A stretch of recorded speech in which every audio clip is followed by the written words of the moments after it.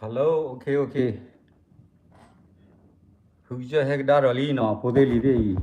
piti fuja. Nulo, kena de dipe samelo de bla no. Fuja hektar ali maha ko te dire le. Teniya dipe samelo me ha. Ha nulo lina de okay. Ako ne nulo dipe la wa no. Te bi yo ba kena sisi na ki ya plo lo. Wo re wa lo do lo jan ya. Ilek mara li kilo to ma dudu le dudu ma dudu la jani ja no okay klo le ta di be do zomin lo de wa ne ta u so wa yi bwa klo khela mo da di ta to sa tu ya ya ku ro yi bwa klo to ga le yi pho kho pho wa le ta to ta lo de pha mo ba su gi ko di ko no ga de ne mi ta so yi ba thao bo ne mi ta so yi so wa a we ne lo no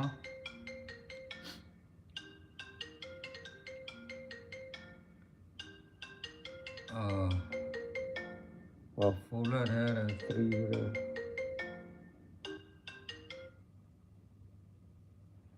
hello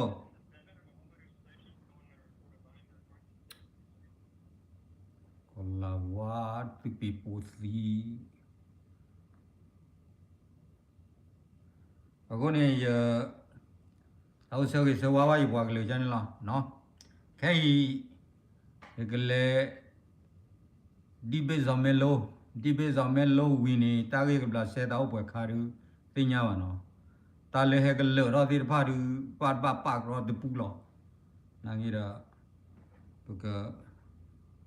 kwa ma le wi del bla lo no okay tao so ki so wa tu de ni lo ako ne bwa he ni lo na yi do ga du na gi lo ki ti lo o kho ba wa ye no okay ni pagle lo pi yo mu pho ra interview ra zomelo no pa bi yo mu pho ra yi me ke bu che ma pho da du ba do tu wi du chen ke le bu che ma du bu che sa lo ja ni nya ma fi ge wa sa du lo la ge cho ji ba pa du ra lo e ra da ke okay pagle ke na lo no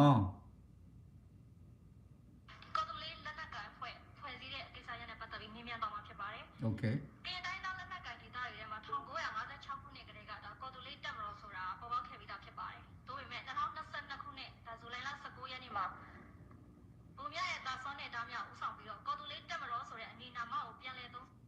okay ခင်ဗျာမင်းရဲ့မင်းကိုမှာတော့တော်တော်နားထောင်ဖို့ကောင်းတယ်နော်56ခုနှစ်မှာဟုတ်တယ်အနေခင်ဗျာပြောတဲ့စကားကလည်းမှန်တယ်တိတ်မှန်တယ်56ခုနှစ်မှာပေါ်ပြီးသားနော်ဖွဲ့စည်းပြီးသားအခုကြတော့ပြဖွဲ့စည်းလိုက်တဲ့ခါကျတော့အတိတ်ပဲလို့လာလဲဆိုတော့ကျွန်တော်တို့ကော်တူလီကကျွန်တော်တို့ငယ်ငယ်တော့ကကော်တူလီဆိုတာမဖတ်ဆပ်လာစစ်သားတွေကကျွန်တော်တို့ရွာမှာလာပြီးတော့ဝင်မင်းနေတယ်နော်လူရိုက်တယ်လူပြစ်သားတယ်လူရက်တယ်ရှိတယ်နော်ဒါတော့ကျွန်တော်ငယ်တော့ကရှိတယ်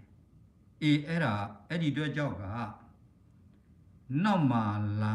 လာတဲ့နောက်မှာတဖြည်းဖြည်းအဖိုးဘုံများတို့ခေတ်မှာကော်တူလီနဲ့ဟိုဒီမှာနာမည်အမြဲပဲကြားဖူးတယ်နောက်ပိုင်းကျတော့ကော်တူလီ KNU မှာကြားသေးတယ်နော်အခုတလောကအခုခေတ်မှာအဲ့ဒီ3လ5 6နှစ်8နှစ်9နှစ်တောက်တွင်းမှာကျွန်တော်တို့မကြားရတော့ဘူးလေကြားရတာကတော့ဟိုဒီမှာတိုင်းရင်သားလက်နက်ကအဖွဲ့အစည်းဆိုတာအဲ့ဒါဟိုဒီမှာ94ခုနှစ်တုန်းက1994တုန်းကအဲ့ဒါပေါ်ခဲ့တာနော် အဖွဲ့အစည်းဆိုတာအဲ့ဒါတဖြည်းဖြည်းနဲ့ပျောက်ကွယ်သွားတယ်ဒါမဲ့အခုကဆီယာမလေးမင်းကိုကတော့ကျွန်တော်ကြိုက်ပြီဆက်မင်းပြီးတော့ကော်တူလေးလက်နက်ကအဖွဲ့ကိုဖွဲ့စည်းခဲ့ပါတယ်စောနေသားများဦးဆောင်တဲ့ကော်တူလေးလက်နက်ကအဖွဲ့ကိုလည်း mu bora me e ya di အဖွဲ့တွေကလည်းအသိအမှတ်ပြုတဲ့အပြင်စောနေသားများကိုလည်း KNU ကနေပြီးထုတ်ပယ်ကြောင်း statement တွေလည်းတွေ့ခဲ့ရပါတယ်ရှင်ဟုတ်တယ်ဆိုတော့ကော်တူလေးလက်နက်ဟုတ်တယ်စောနေသားများကKNU ထုတ်ပယ်လိုက်တယ်ဟုတ်တယ်မှန်တယ်သိမှန်တယ်အဲ့ဒါစောနေသားများကမထုတ်ပယ်လို့ရှိရင်စောနေသားများတလာထူမနိုင်ဘူးသိလားဒါဖျားသခင်ဖန်စီလို့နော်ဖျားသခင်ဖန်တီလို့ဖျားသခင်ဖန်စီလို့စောနေသားများနလာထူနိုင်တယ်နော်ဘာဖြစ်လို့ကျွန်တော်အဲ့လိုပြောရလဲဆိုတော့ဒီ KNU လက်အောက်မှာနေလို့ရှိရင် NCA အဖွဲ့အစည်းနဲ့ပဲပူးပေါင်းပြီးတော့အမိန့်နှံခံရတယ်နော်အမိန့်နှံခံရတယ်ဘာမှလုပ်လို့မရဘူးရာသူပြစ်တိုက်လဲဟိုဒီမှာနော်ရာသူကိုဒီဘယ်လိုပြောမလဲသစ္စာဖောက်ခေါင်းကြီးပိုင်းတွေကရာသူကိုပြပြီးတယ်ရာသူလည်းပြဖြုတ်တယ်ရာသူလည်းဖြုတ်တယ်ရာသူလည်းပြအတယ်ဟိုဒီမှာလွန်ခဲ့တဲ့မိနစ်တနေ့ကနော်ဒီဟိုဒီမှာအရှာလမ်းမှာဟိုဒီအလေဘူးတိုင်းမှာအဲ့ဒီကလေးကျွန်တော်စစ်သားနေရောက်ဟိုဒီအဲ့ဒီတောင်ကြသူဖြတ်သမားမင်းအောင်လဲတပည့်သူတို့တော့ပြေးသားတယ်သူပြေးသားပြီးတော့နောက်ပိုင်းမှာအဲ့ဒါဂျော်နီတို့ဖော်တိုတို့မော်ချစ်သူတို့မင်းအောင်လိုင်းမှာပြပေးလိုက်တယ်အဲ့ဒီစစ်သားနေအောင်အဲ့ဒါစီဖို့ရေးကြီးတယ်နော်ဒါမဲ့နေခင်ဗျားမေးတဲ့မင်းကိုကတော့အကုန်လုံးကောင်းနေတာပဲဆက်မေးပါအဖွဲ့ကိုပြစ်ထတော့အရေးမယူဘူးဆိုလို့ရှိရင်တော့နောက်လက်နက်ကင်ပေါင်းများစွာဖွဲ့ပေါင်းများစွာပေါ်ပေါက်လာမှာကိုလည်းစိုးရိမ်မိပါတယ်ဒါကြောင့် Okay မစိုးရိမ်ပါနဲ့နော်အကူကြီးပြောမယ်မစိုးရိမ်ပါနဲ့ညီမလေးနော်နေစိုးရိမ်တဲ့ပုံစံမျိုးကအကူကြီးရာသူဖြစ်မှာဆိုလို့နော်နေကလည်းချောလှလေးနဲ့အဲ့လိုစကားမမင်းသေးတဲ့ဥစ္စာတွေကအမှန်မှမင်းစရာမလိုဘူးလေနော်အကူကြီးနေကိုအဲ့လိုပဲပြောချင်တာနော်ဘယ်လိုပြောမလဲဆိုတော့နေပြောတဲ့စကားနေမင်းနဲ့မင်းခိုးကကော်တူလီယာမထိန်ချုံနိုင်ဘူးဆိုရင်နောက်မှာလက်နဲ့ကန်ဖွဲ့စည်းရပေါ်လာတာအများကြီး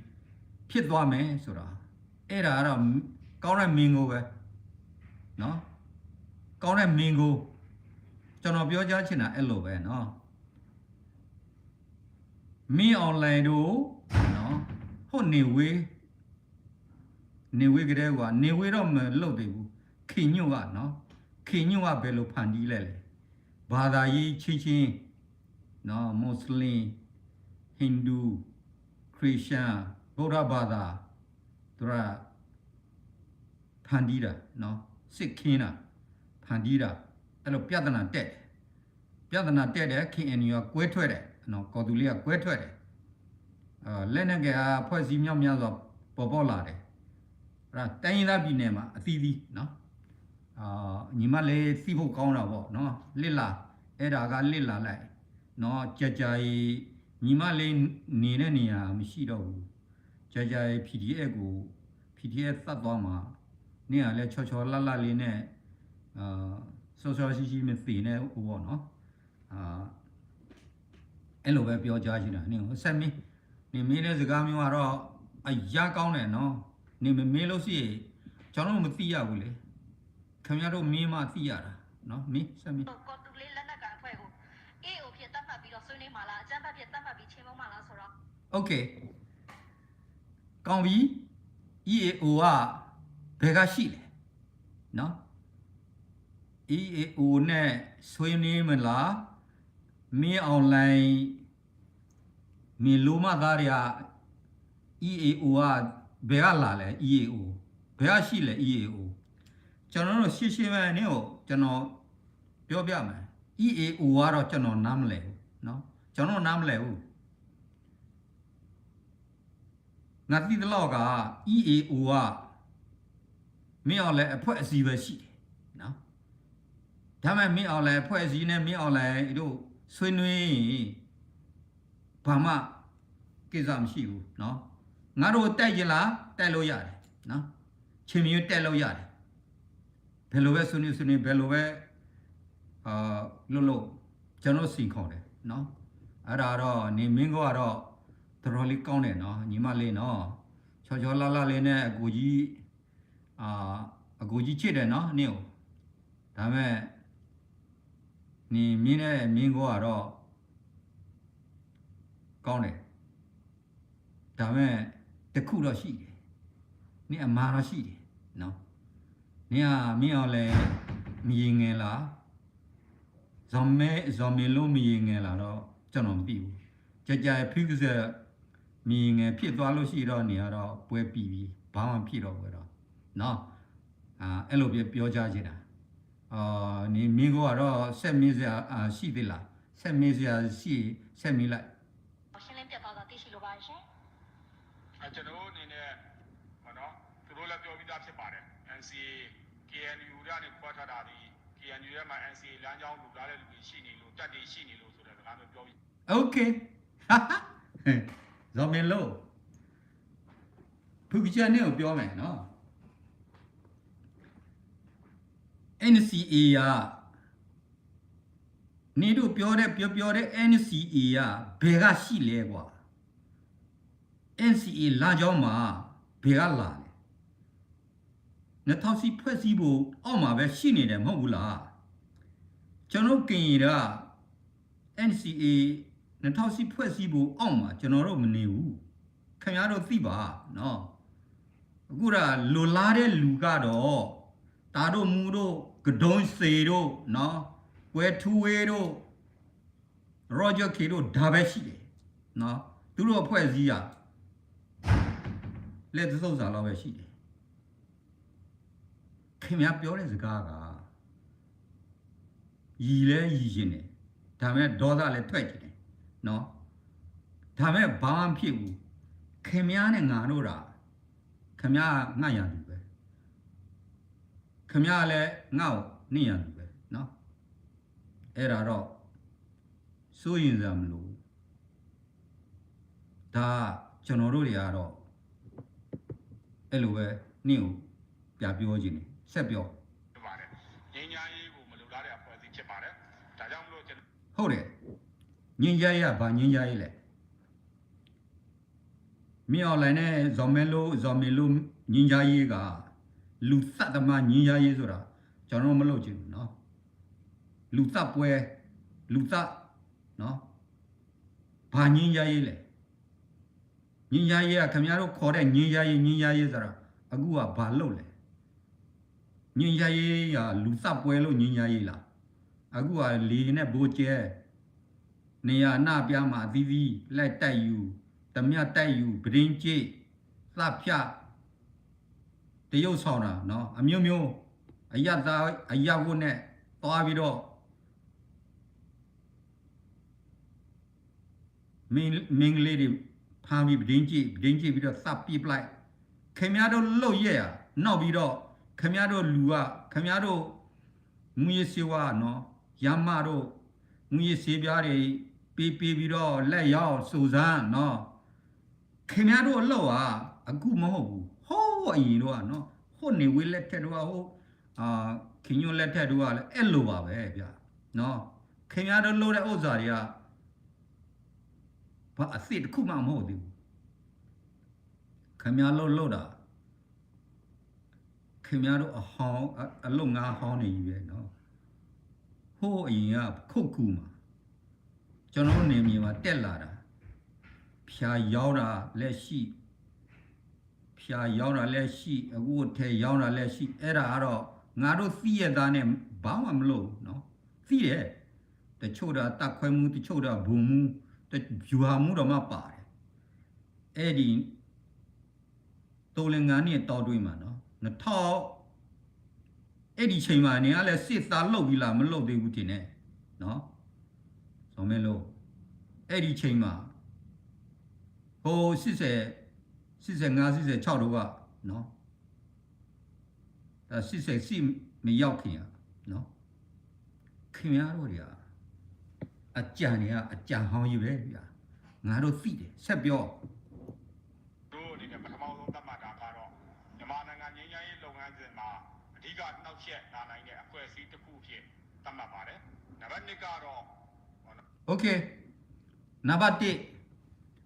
ခင်ဗျားသတ်မှတ်တယ်နော်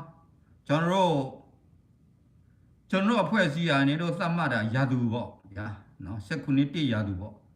ငါလည်း19မှာမင်းအွန်လိုင်းအဖွဲ့အစည်းမှာ19ပဲနော်အဲ့လိုပဲသတ်မှတ်တယ်ရှယ်ပဲဆက်ပြော ခုနကတော့ပြောရမယ်ဆိုနိုင်ရှင်တာပေါ့လေနိုင်ရှင်တာပေါ့ KNU ကနေပြောကြသူ့ကိုထုတ်လိုက်တယ်ထုတ်လိုက်ရအကြောင်းကဝေါ်လီမှာဒါအရပါ25ဦးကို โอเคနံပါတ်1ချက်နန်းရှင်တယ်နော်နန်းရှင်လို့ရတယ်ဘာမှဖြစ်ဘူးဘယ်တော့ပဲနန်းနော်ဘယ်တော့ပဲနန်းရှင်ကျွန်တော်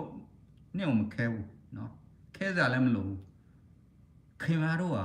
ငါတို့ယာသူနော်ကော်သူလေးယာသူကဖတ်စပလာနော်ရှယ်ပဲအခုကမအားလာအထိငါတို့ယာသူပဲနော်ရှယ်ပဲနေကိုပြောမယ်နော်19တိပုံမကခင်ဗျားတို့အဲ့ဒါရှင်းပဲနော်ဒါဘယ်လိုပဲစကြည့်ကျွန်တော်တို့ဘယ်လိုပဲစကြည့်ကျွန်တော်တို့လာမဖယ်ပေးဘူးနော်နောက်မှာခင်ဗျားကရှင်းပဲနင်းကိုခင်ဗျားတို့အသံနဲ့ခင်ဗျားတို့မျက်နှာတွေကငါကြည့်တယ်ငါသိတယ်တနည်းတချင်ရရင်ညင်ညာရေးခေါ်မယ်ငါတို့ဘယ်တော့မှလက်ခံမှာမဟုတ်ဘူးခင်ဗျားတို့သိလားအဲ့ဒါတော့လောဝငါတို့လက်ခံကြအကြောင်းမရှိဘူးခင်ဗျားတို့ပြောတဲ့စကားလည်းငါတို့လက်ခံကြအကြောင်းမရှိဘူးเนาะအယတ်သား25ဦးကเนาะအယတ်သား25ဦးကဟိုရေယာအရာရှိဒဇိတ်နဲ့အများကြီးရှိတယ်အများကြီးပါတယ်ဒါကြောင့်အဲ့ဒီခင်ဗျားကလာဆောက်လို့ရေး25ဦးသတ်ပြီးနောက်ပိုင်းမှာခင်ဗျားတို့လာဆောက်လို့သေးလားခင်ဗျားလာဆောက်လို့နိုင်ပြီလားခင်ဗျားလူလူကိုမလိမ့်နဲ့နော်ရှယ်ပဲနေအောင်ပြောမယ်ခင်ဗျားတို့အဖွဲ့အစည်းတွေဟာစီရဲ့ engineer မှာငါတို့သိပါတယ်ကွာနော်စီရဲ့ engineer မှာငါတို့သိတယ်ခင်ဗျားတို့ဘယ်လောက်ပဲလေဘယ်လိုပဲညာဘယ်လိုပဲပြောဘယ်လိုပဲဆိုအဲ့ဒါဖူးကြအကလို့ပြီးတယ်နော်စစ် engineer မှာရှိတယ်ကျွန်တော်တို့ဘက်မှာလည်းလာမဲ့နောက် KTLA စစ် engineer မှာတည်ထောင်မယ်နော်ဘာမှဖြစ်ဘူးစစ် engineer တော့တမဟာတစ်ခုနဲ့တစ်ခုကိုလုံးဖွဲ့စည်းရတယ်စစ် engineer အဲ့ဒါနော်မပူနဲ့ခင်ဗျားတို့ဖွဲ့စည်းတဲ့ဖွဲ့စည်းထူထောင်တဲ့စစ် engineer ငါတို့သိတာပေါ့ဒါတိုင်းပြည်ဆိုတာစစ် engineer ရှိတယ်အခုကခင်ဗျားတို့စစ် engineer သွားပြီဆိုတော့အခုကလာဖောက်လို့သေးလားလာဆောက်လို့နိုင်သေးလားမနိုင်တော့ဘူးမဟုတ်လားအေးအဲ့လိုအဲ့ဒီဒေသမှာခင်ဗျားတို့စုတ်ကင်ပြီးတော့အုပ်ချုပ်နိုင်တာမနိုင်တော့ဘူးသိလားခင်ဗျားတို့စစ် engineer မသိလို့ရှိအဲ့ဒီတိုင်းပြည်မှာခင်ဗျားတို့မြို့ဆောက်မယ်ခင်ဗျားတို့ဌာနချုပ်စစ်ဌာနချုပ်မှာတည်ဆောက်မယ်နေစားကျွန်တော်သိပြီးသားခင်ဗျားတို့ဆက်ပြောတပ်ပြခဲ့တာဖြစ်တယ်ဆေးရသူမှုရောက်တဲ့ဟာတွေဆေးရဇုံမှုโอเคနေပြောတဲ့စကားဆေးရဇုံမှုမြောက်တယ်ဟုတ်တယ်မြောက်ပါစေနော်ယာတုကိုသတ်တာဘယ်တော့ပဲမြောက်ငါတို့မခဲဘူးခင်ဗျားတို့လူတို့ရွာသူရွာသားသတ်တာသိန်းနဲ့ သိန်းသောင်းကနာနဲ့ထောင်ကနာရှိတယ်နော်တပ်ဖြတ်တာသိန်းကနာထောင်ရာကနာချီကနာနော်တောင်းကနာ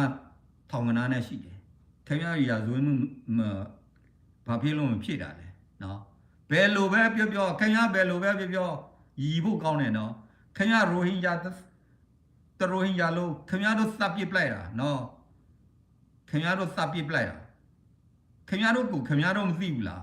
အဲ့ဒီစားတဲ့ကောင်ကဘာတူလဲဆိုတာခင်ဗျားတို့မသိဘူးလားနော်စားတဲ့ကူကကောင်ကမင်း online နဲ့အောင်ချစုကြည့်ရဲဆိုတာငါအမြင်ရပြောနေတယ်နော် information ကအခုအကုန်လုံးရှိပါတယ်ဆိုတော့ခင်ဗျားတို့မသိဘူးလားခင်ဗျားတို့ကိုခင်ဗျားတို့မသိဘူးလားခင်ဗျားယူတယ်နော်ယူကြောင်နဲ့စကားပြောတာရှက်တော့မရှက်တတ်ဘူးဆက်ပြော တို့ဒါ KNU တို့ဘာလို့ကဒါမထောက်ခံနေတာသူ့ကိုထောက်ခံနေတာအဖွဲ့အစည်းရှိသေးတယ်သူ့ကိုထောက်ခံနေတဲ့အဖွဲ့အစည်းကတစ်ဖွဲ့ပါပဲသူကထောက်ခံနေဆိုတော့ကျွန်တော်ခုနပြပြီးပါပြီဒါတတန်ပေးခဲ့တယ်လို့ဟာမျိုးတွေကျွန်တော်ပြပြီးသားဖြစ်ပါတယ် โอเค တစ်ဖွဲ့ပဲဖြစ်နှစ်ဖွဲ့ပဲဖြစ်ကျွန်တော်ခွင့်မဆိုင်ဘူးနော်မထောက်ခံလဲဘာမှဖြစ်ဘူးနော်အဲ့လိုနေ့တဲ့ဘက်တွေကပြလဲလမ်းမရှိတော့ဘူးတဲ့လဲလမ်းမရှိတော့ဘူးဆိုတော့ခင်ဗျာသိလားအခုကတေစီစိုးနဲ့သေရတာနေရအနှပြားကိုသေရတာခင်ဗျာမသိသေးဘူးလားဇော်မင်လို့ဆိုတာခင်ဗျာကခင်ဗျာမေကိုလို့တာဟုတ်ခင်ဗျာမေကိုလို့တော့လူသားမှမဟုတ်ပဲဆိုတော့အဲ့လိုပဲစကားထွက်ပြီးပြောရဲတာပေါ့အရှက်မရှိဘူးပေါ့အေးဆက်ပြောထောက်ခံနေရမျိုးရှိပါတယ်အဲ့မှာကျွန်တော်သတ်မှတ်တာကတော့ဒီအဖွဲ့အစည်းရဲ့စံနှုန်းကိုသတ်မှတ်တာကတော့ဒီအဖွဲ့အစည်းဒီ KNU ဖွဲ့တော်မှာပဲသူကထုတ်ပလိုက်တဲ့အဖွဲ့အစည်းဖြစ်တယ်တို့အနေနဲ့ကအရဟုတ်တယ် KNU ထုတ်ပလိုက်တဲ့အဖွဲ့အစည်းเนาะ KNU ထုတ်ပလိုက်တဲ့အဖွဲ့အစည်းကဘူကောင်းတယ်เนาะ KNU မထုတ်ရင်ခုနကျွန်တော်ပြောတဲ့ကိစ္စက KNU မထုတ်ရင် KNU ကနေ့တစ်ပတ်အကုန်လုံးဖြစ်ကုန်ပြီလေเนาะခင်ဗျားတို့တစ်ပတ်အကုန်လုံးဖြစ်ကုန်ပြီဆိုတော့ခင်ဗျားတို့ချီအောင်မှာမနေရလို့အဲ့ဒါလားရှာတယ်နော်အခုကပူပြီးနေ့လူတို့ကိုသတ်မယ်သိလားဒါမဲ့နေ့လူတို့ကယာရှိရှာတယ်နာဂစ်ဒါပေမဲ့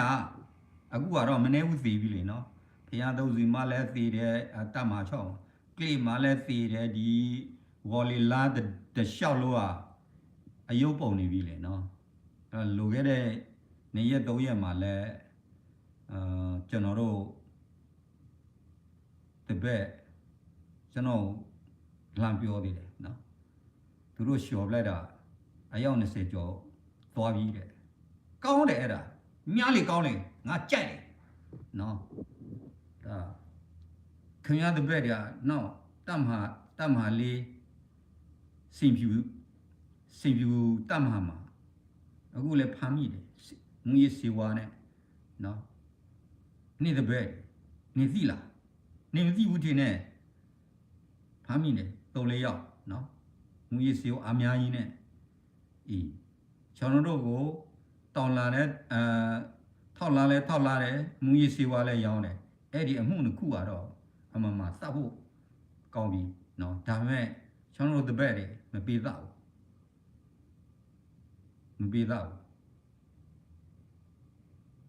ော့ဘူးဘာမှမဖြစ်ရဘူးပြန်လွတ်ပေးမယ်ဒါပေမဲ့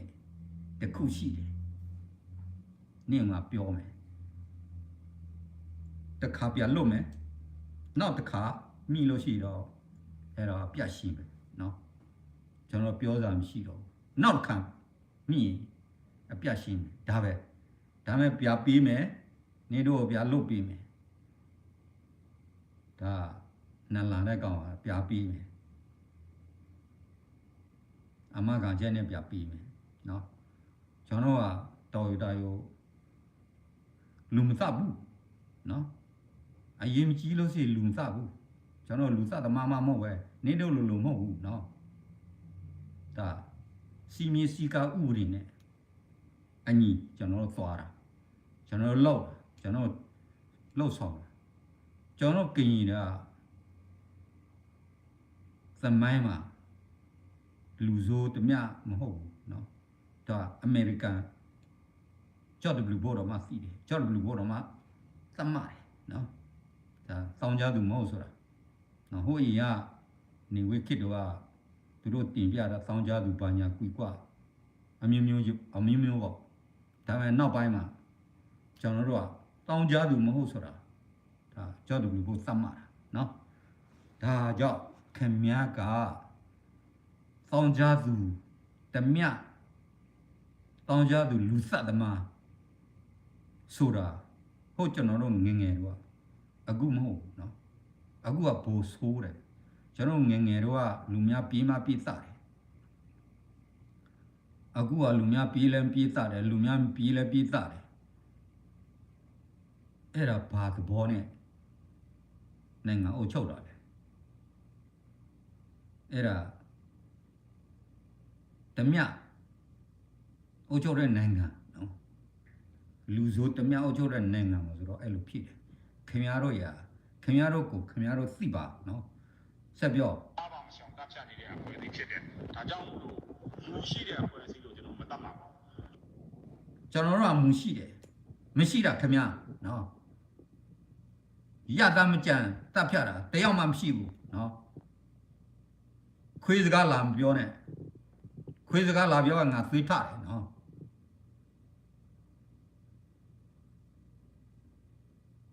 နေ့သမီးကငါဖမ်းမိလို့ရှိရင်နီကောင်းနေနားလည်ရမယ်ဇော်မေလို့နော်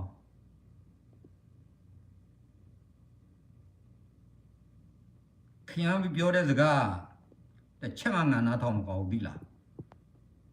ငါယာသူမှာယာသူပဲကွာနော်ယာသူဆိုတာယာသူပဲခင်ဗျားငါယာသူနံပါတ်1နော်နေလဲငါနံပါတ်1ယာသူပဲအဲ့ဒါကရှည်ပဲနေဦးနော်အဲ့ဒါမှတ်ထားနောက်မှာညင်ရရေးစကားဖိတ်မခေါ်နဲ့ကျွန်တော်တို့နေ့တော့မလို့နေ့တော့ဖြစ်ခေါ်ရမယ်ဆိုတာငါသိတယ်ငါကြိုသိပြီးသားဒါမဲ့ငါတော့မပြီးဘူးအပြုတ်အောင်တိုက်တယ်ခင်ဗျားတွေကမအားလာနော်တမျှလူဆိုးတမျှ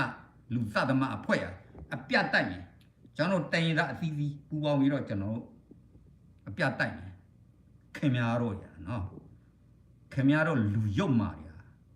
အဲ့ဒါမှငါကြိုက်တယ်ခင်ဗျားစကားခင်ဗျားတို့မှတ်မိပါနော်တနေ့တစ်ချင်းခင်ဗျားတို့မိမယ်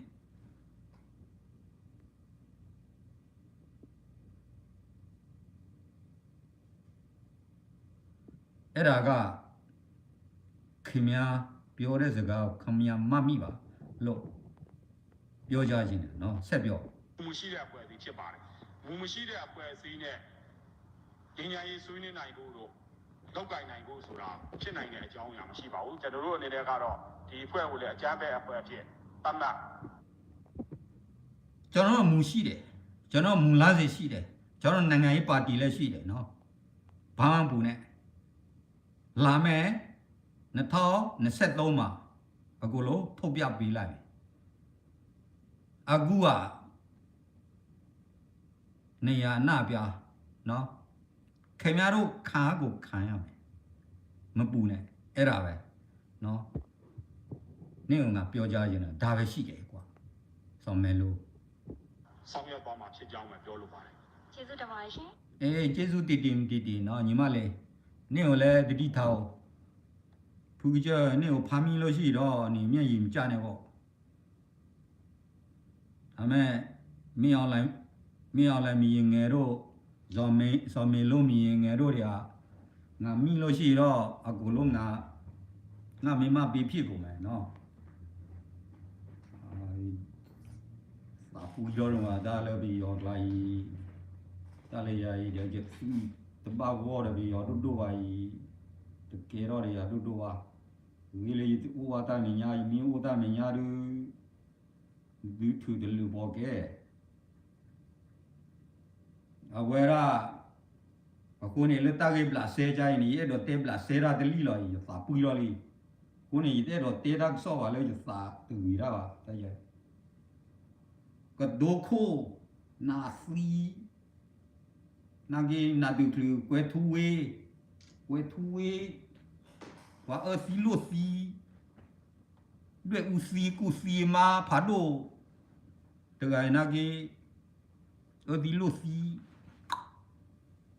วีดอจอชวีมอร์นี่อันเลมีหารอดกว่ามีขาซีอามาพูดาโพลีบลอเนี่ยป้าเชรเรตาจีสาวคนที่มีเนี่ยก็ซีหลอดมันจะซีวะเลยสาปก็ซีเดินบ้าออบยาดึงซีพลูดคอร์เดินจะซีไว้บ้างไหนนะ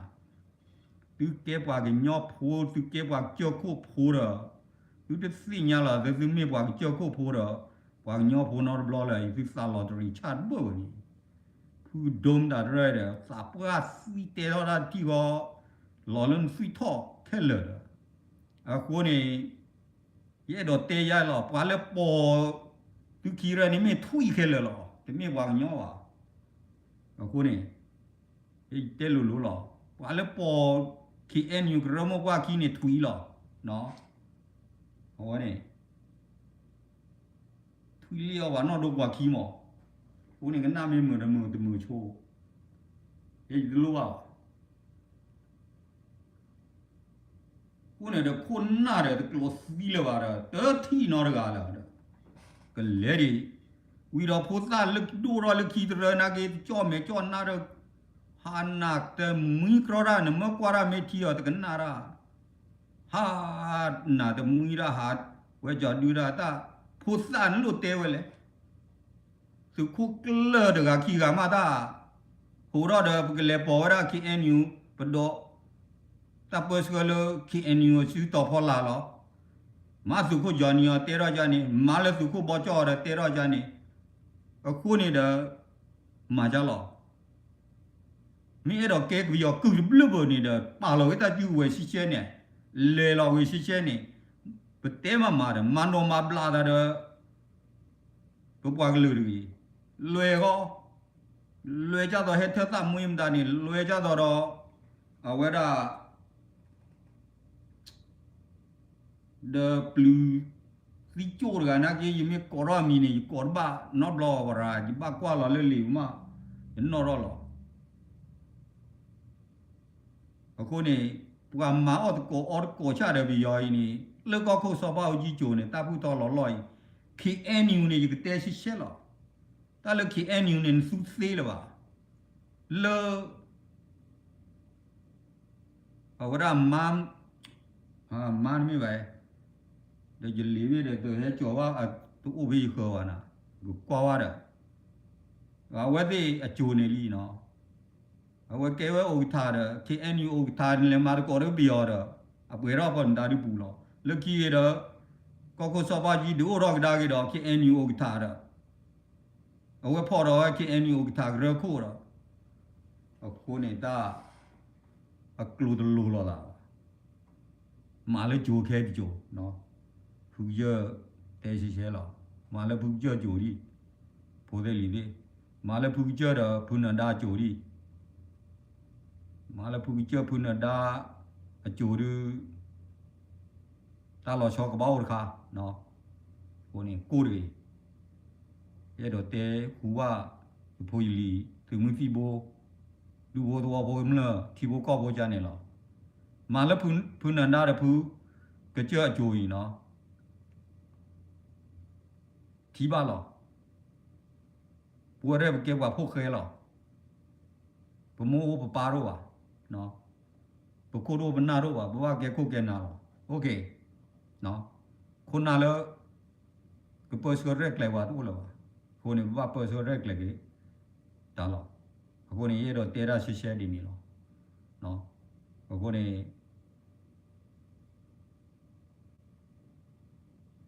အခုနေအဲ့တော့တေးကြလောနော်အခုနေဇော်မင်လို့ရာကြီးဘာကြီးအင်တာဗျူးတော့ပွဲဘလော့လဲဘာအင်တာဗျူးအမေဒီလိုယိုနေဒီဘေးကောပေးကြနေကြဒီနာဝါလောဖေးဝန်မသူခွဲတာအမုံလီမောဘွားတာမီတာတော်တာတမီတော်ပါဒူချေကလေးနော်ပိုသေးလီလေးဖူကြွေစီတော့ပါတော့လကလော့ကရောလော แต่สีเราบ้าเราเลยจูดูจูทอเลยว่าจะดูน้องจูอ่ะคนนี้เตบิชิเชลว่าสีเราบ้าเราเลยจูดูจูทอมีชั่วโมงชีบุเจอนะกี่ชั่วโมงชีว่าได้หรอชิเชลผู้เจอหรือว่าลูกตัวหรอว่าลูกตัวลีกีหรอเตบิชิเชลยัดเตะหรอกี่ยุกิเจเนาะคนนี้ยุกิเนี่ยละกี่วันละตัวกี่วันหรอยายตามมาดูยุกิเตะละตัดตัวกี่กิโลแล้วว่าตัวกี่กิโลยุกิเตะละเนาะวันนี้ยายว่าบูดคุลีกี่หรอเพชรทุกคุยคุยนุ้ยถึงเมื่อกี่หรอแล้วไปออกลาครูดูก็ชาปารุนอร์กัน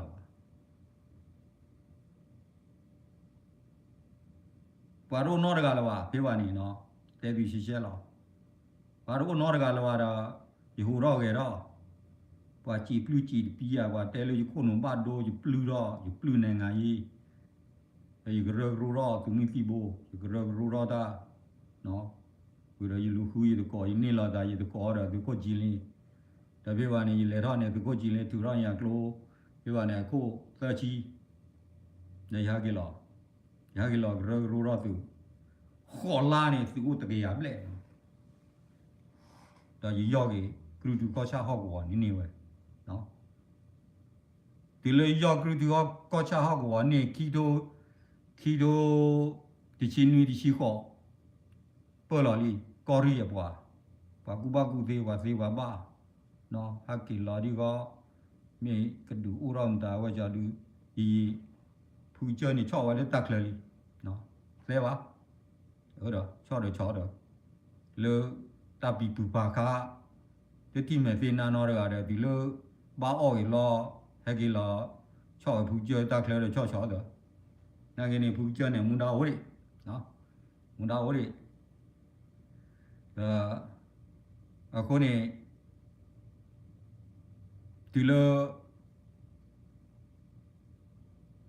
ตาจีจานี่บล็อดเลิกขี้กินนี่แต่ให้เกล้าแต่เลย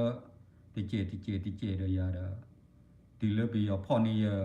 เพลย์บอลไปยอคาฟีเพลย์บอลที่นี่เขานี่ที่ว่าอย่าง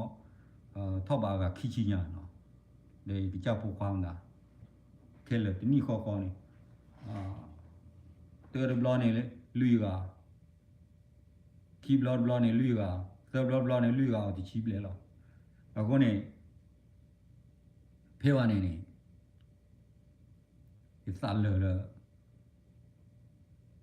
ปัวเนาะน้องก็นี่สั่นเลยปัวเด้อตาเลยลู่ยี่หล่อเด็กลู่ดิจียังไม่มาเนี่ยแต่มาเนี่ยคนนี้ตัวกี่ตัวมือเราเดี๋ยวผู้ควาตัวเราพ่อวัวนี่ตะกี้เนาะตีเลยแค่ก็เคยมานี่ว่าไม่กี่พ่อเลยคือดูก็ชักคนนี่เดี๋ยวดูสิเช่หรอเอาวันนี้ตัวกูช่วยประตูช่วยเลยเด้อผู้สุกี้โคสุกี้โคแค่เมื่อไรแล้วแต่ดอเลยอยู่แค่ก็เคยเมื่อกี่พ่อตลอดมีกี่เนาะขี้ยัดเอาเด็กว่าโน้ผู้เพื่อที่จะทุกข์ยาสาเลย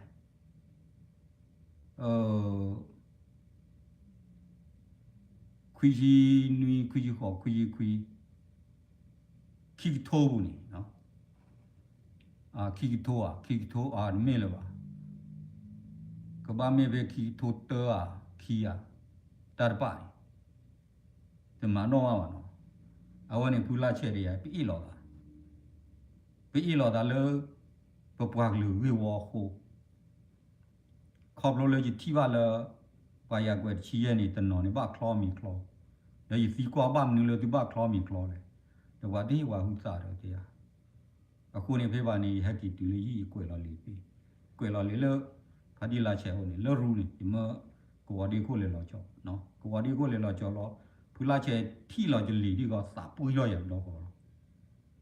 ဒီကမလောလာရမကြလေလားမကြလေလားဒီချစ်နော်ဒီပါဒီချစ်နော်တော့ခါပီပွေရပြီလောဩခါပီပွေရနေရနာကြီးยว่าควาลอเมบูเนี่ยว่าชินเนาะแล้วสุเวแล้วขาก็เลยสุเวว่าจะดูนี่เลยชอลอสุเวนี่ครับลีดกี้จิล่ะ ยีเตียวนึกเกกำลังขึ้นสานึกเกคุกเกน่านึกว่าที่บุกก็บุบ้าก็บ้าแค่ได้ดูดาตาชอบที่มันเนี่ยดูดาตามามาต่อแค่ให้ท่อจีก็ดีเลยเด็กวัวดีต่อดอกก็ปูเพลย์ตาก็ตาแค่ให้ตีเลยเด็กวัวบ้าอ้อเดี๋ยวมีคลอนี่กว่าไม่ทีต่อตุลานาตีไว้ต่อตาไว้เฮ้แต่ยันไม่ดูว่าจอดูอันมีจีนอันก็มาเลยรอจีหรอกต่อจะก็มาเลยรอโอเคก็เตะแล้วพูดหรอเพื่อวันนี้พัฒนาเฉลี่ยกูหรอละเพื่อวันนี้วิลล์คิกินี่UN นี่ให้เลยที่เราได้เดี๋ยวตัวบล็อกตัวบล็อกนี่วันนี้ก็ translate แล้วเอาได้ sensor เนาะก็ translate sensor นี่เลือกคิกินี่เอาไว้เดี๋ยวแกจูตระว่ากูบ้ากูซีแล้วผู้คนนี่สอดบุญนอดเจ็บเนาะเพื่อวันนี้เราพลาเชเนี่ยว่าตัวเราอย่าเลยสุกี้กอรีดัสุกี้นี่ถึงน่าคุยสุกี้เวเดอร์พวกอะไรเตะไปที่ลาทาลีดูว่าเตะไปเตะตัวบุบเขาคนนึงมาบุมาเขาอันนั้นก็นี่หัวมือบุพ่อนะหัวจะดูตาหล่อพ่อหล่อตาตัวว่าเตะตาเวตาเดบ้าละว่าพาลีกีลีคนนึงมาเขาเตะเดี๋ยวเพื่อวันนี้ตัวเราอย่าเลยกอรีก็ข้าวนี่อันนี้ประตูจอนออามาเกวราเด็กวันเนรมเนรคุกละแต่ประตูจอนอเด็กเกวประตูเนาะวันนี้อันนั้นยังวันนี้เกวอันนั้นยังรอที่บ้านนี้เดี๋ยวมาลอยเลยแต่ที่บ้านพ่อกูเดี๋ยวตาว่าตัวเราตากี่เดี๋ยวว่ามาลอยรอเปล่รออีเตลออีเตลตาไว้ตึกขี้ยี่ว่าสิ่งเรื่องนี้กี่ปุ๊บเลยตั้งมาเลยพูลาเชื่อกูแค่เลยเด้อฉันก็น่าปวดเรื่องว่าแม่ตะเลดีขี้เลยวันนี้ยึดเตะขี้เลยวะดิตอนไม่ใช่เดี๋ยววิ่งหรอกตัวนี้เลยไปอีทอนี่หลอดละตัวสุยสาหิหลอดละวะตามเหมือนทำมีเดบ้าวะเด้อไปบอกดอกบัวบ้าขันลูใช่นี่พี่ว่าเนี่ยบล้อนี่จูตราว่ากูบ้ากูซีระเวพี่ว่าเนี่ยบล้อหินิตาขวดได้ยังนะหินิตาขวดได้ยังนั่นน่ะว่าสิกูเราตาเทจูตราระนี่โอ้โหกัมมาตาคุเธอมายุยก็ป่วยเอาไว้ที่ตัวเราตาพอตอนนี้ซีโนเรียดีว่าโอเคเลยเนาะยี่ตัวก่อมีว่ะสนาเก็บล้อไว้นี่ว่ากูบ้ากูซีก็บ้าจีเตะผู้เจอดีโลว่ะผู้เจอที่ตับเลวอ่ะเนาะพิตากูเลเสกต่อยหูตัวบูดอ่ะลอกขี้มากกับหูรอกกี่ฮีนี่ตากวยได้ยาดูบล็อกไว้ดูมากกว่าเนาะผู้เจอที่ตับเลนอเจ็บอ่ะเตะเชี่ยหรอผู้เจอก็คือปางยอเลยบ้าไว้ตาแต่เลยกำลังบ้าตาผู้เจอตัวลูกบ้าปากูบ้ากูฟีดูทอเนาะปากูบ้ากูฟีดูทอเลยอะตัวหัวปลือว่าดูผู้เจอตัวลูกว่าปากูบ้ากูฟีเลยเอาหัวปลือเนาะเอาคนนี้เชี่ยวหรอเอาคนนี้เอาไว้นอโซเนาะแต่ยีใส่ไว้นอโซ